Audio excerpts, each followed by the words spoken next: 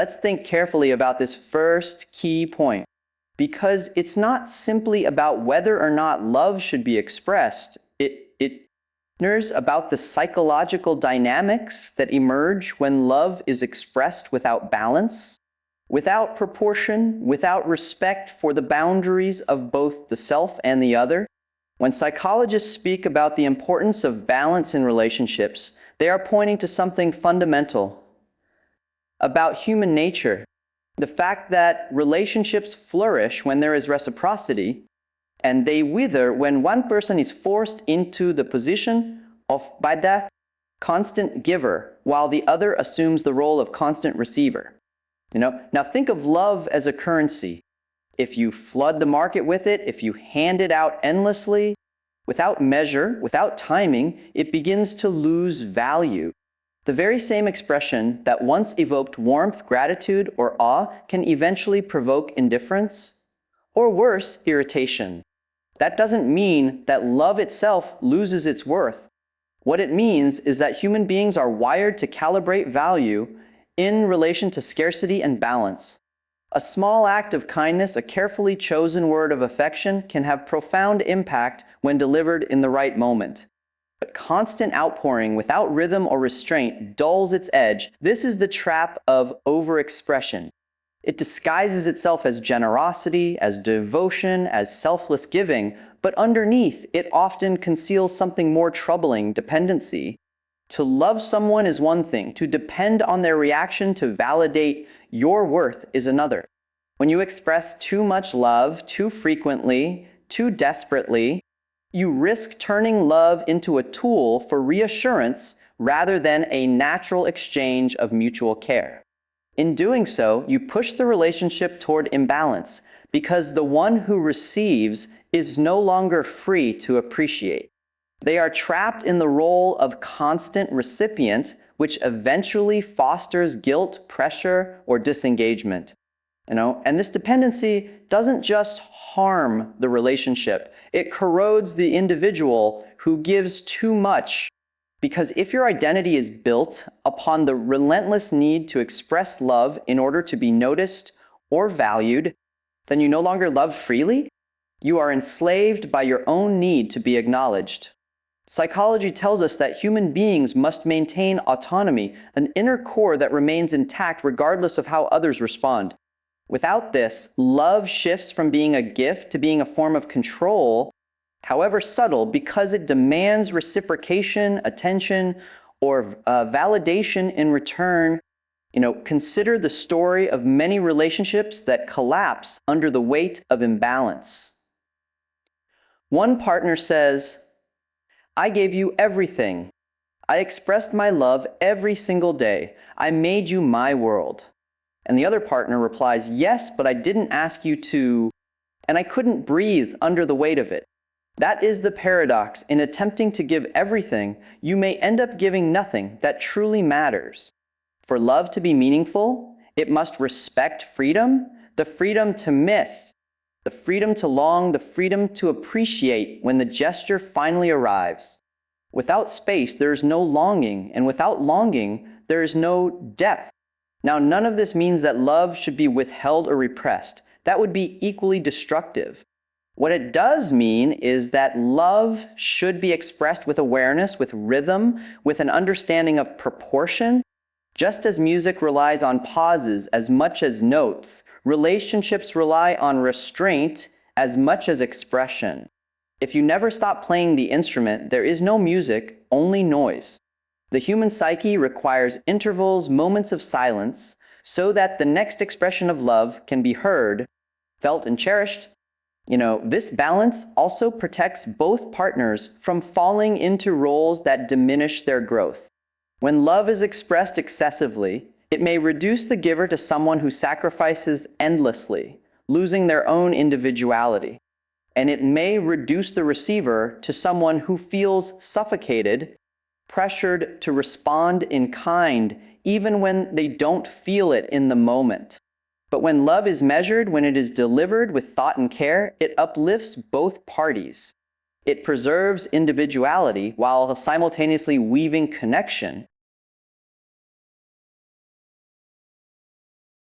The deeper truth is this: love is not only about what you give to the other person, but also about the discipline you maintain within yourself.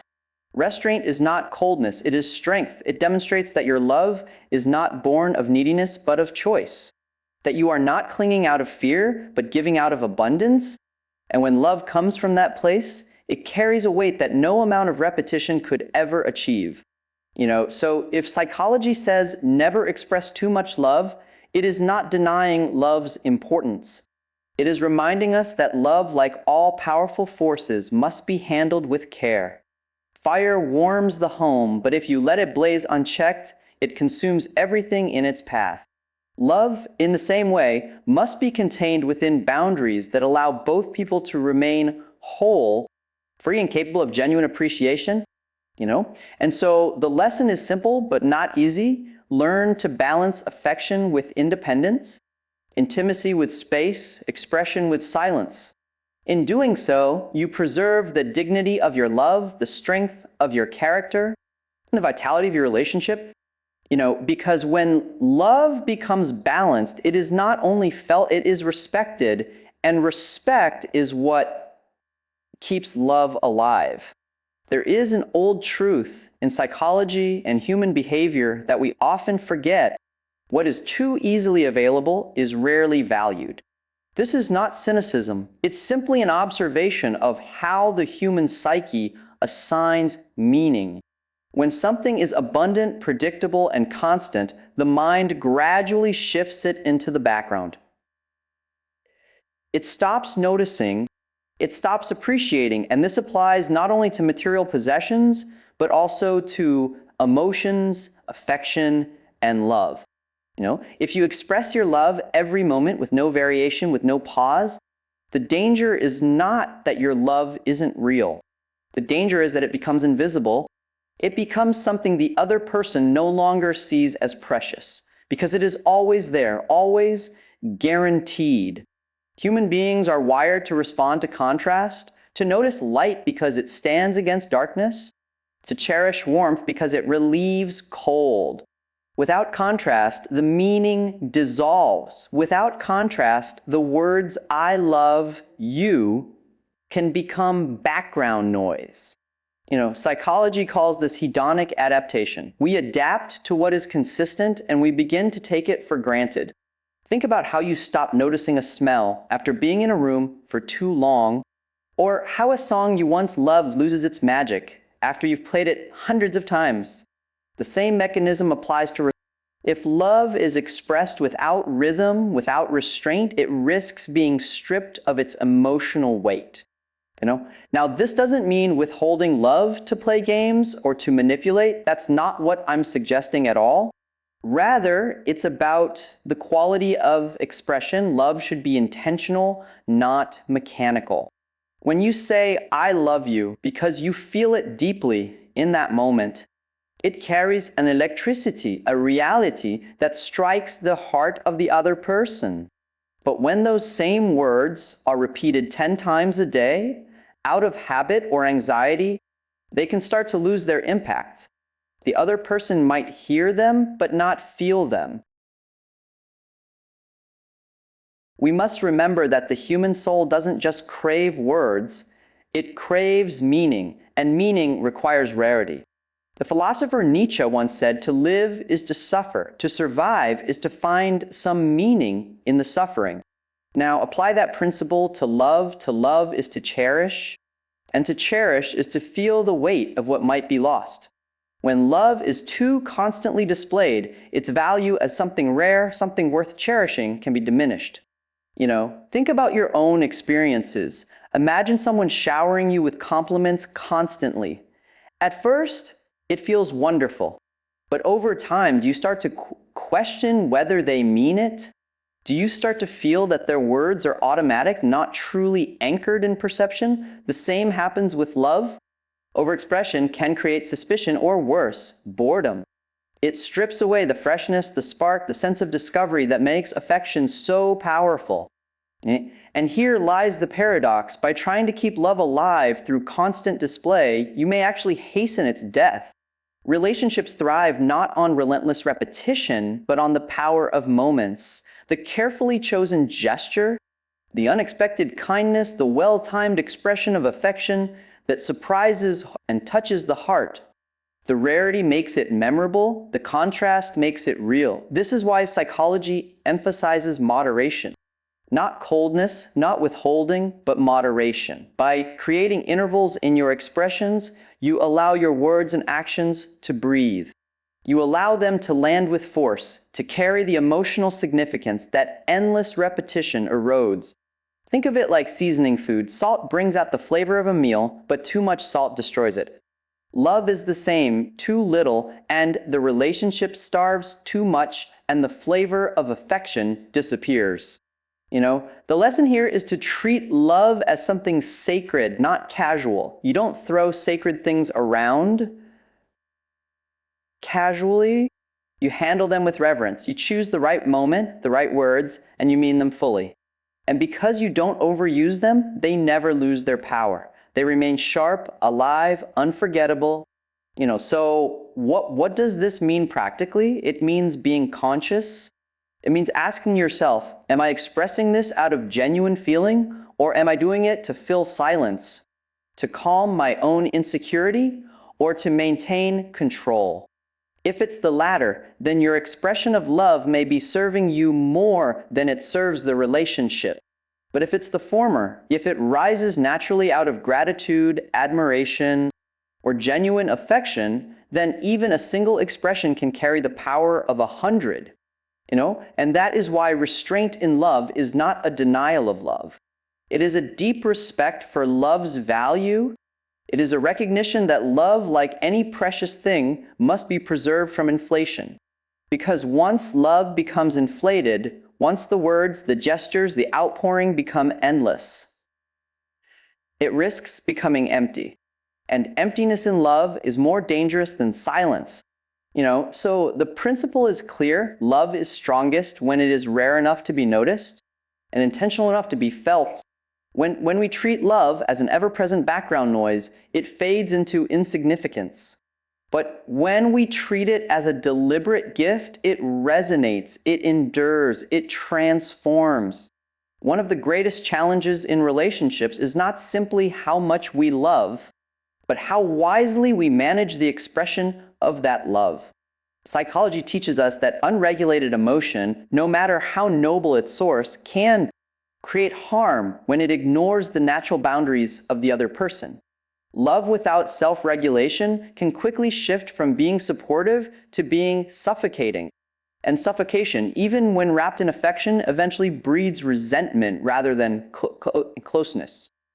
Think of it this way. Every individual has an inner space, a psychological boundary that protects their autonomy and allows them to remain whole.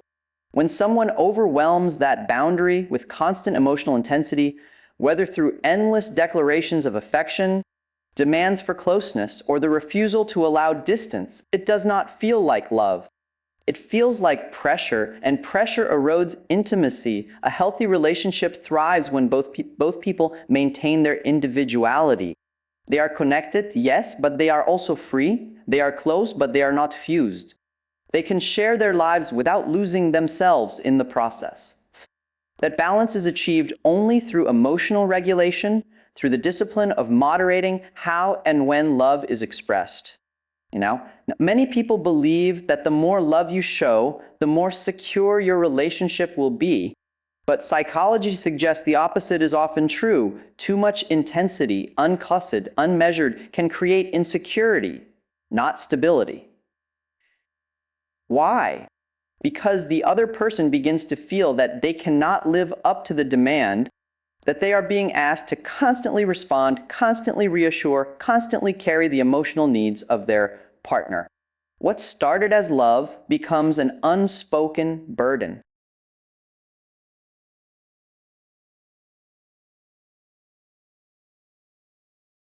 This is why boundaries are not walls. They are the structures that preserve the health of love.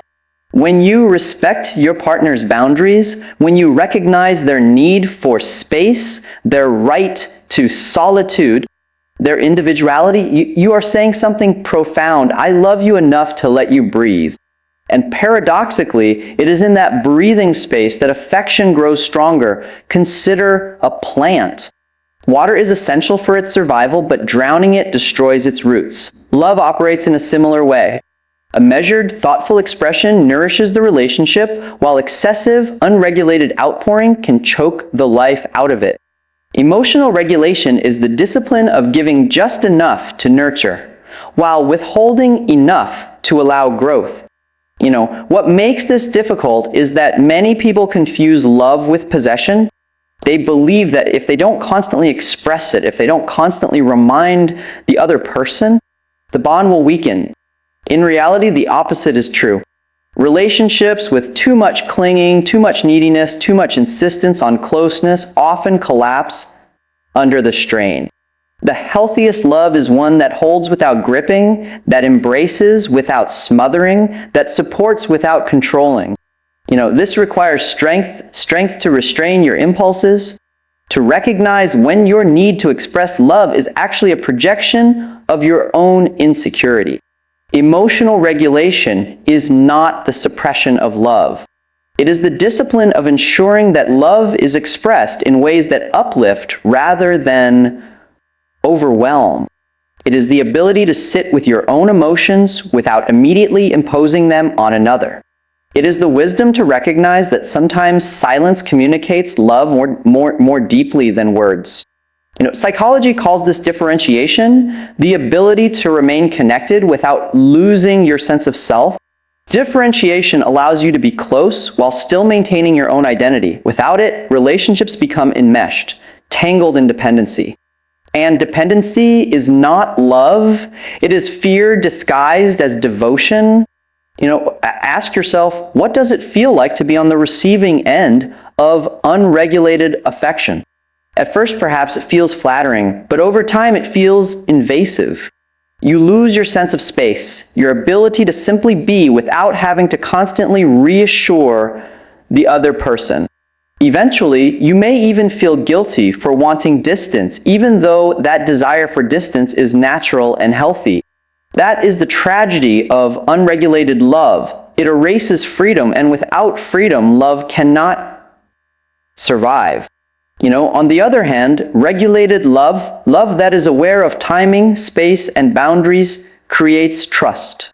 It says, I do not need to flood you with my feelings in order to secure your presence. I trust you and I trust us.